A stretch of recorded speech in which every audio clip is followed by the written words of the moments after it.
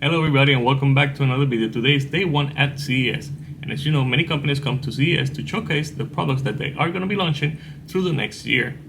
One of the companies that I was able to talk, it was TCL, and TCL showed us a product that everybody got really surprised about that product.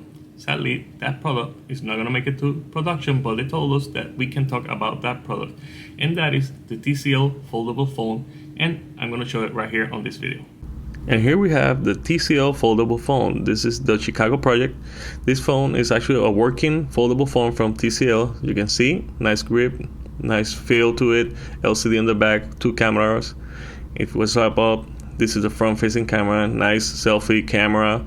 If I turn it to the back side, it actually takes even greater pictures. And it's a working foldable phone from TCL. Sadly, they canceled this project, but keep your eye on TCL for a foldable device in the near future. And if you want to see more coverage on CES 2022, make sure to hit that subscribe button and that notification bell. Also, if you want to see more videos on my channel, make sure to check the list right here.